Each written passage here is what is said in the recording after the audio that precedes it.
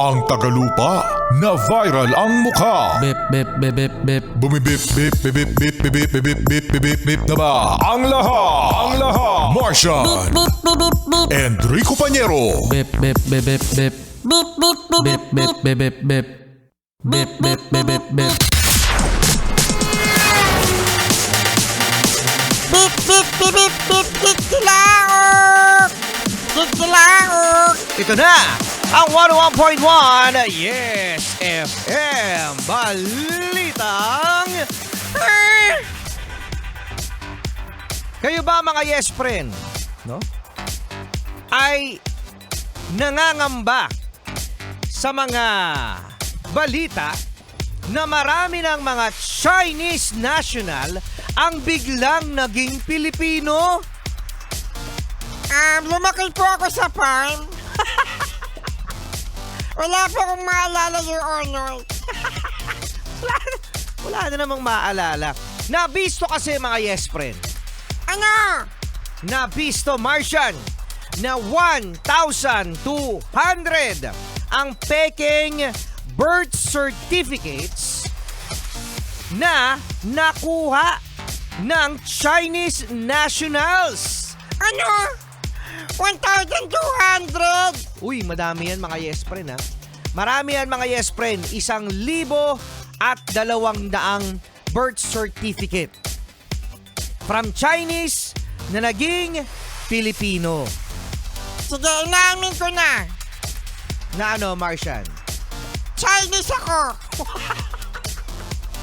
Ikaw Chinese ka? Walang naniniwala. Wala naniniwala, Martian, na Chinese ka. Ganoon, bakit? Tinan mo yung mata mo. Ayaw nga, no? Ang laki-laki pala ng mata ko. Oo, walang maniniwala sa'yo na Chinese ka.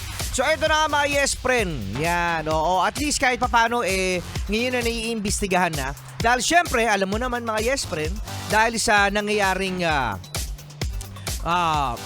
yung sakupan dyan sa may West Philippine Sea, hindi natin alam mga yes friend, na unti-unti na tayong nasasakop. Ano?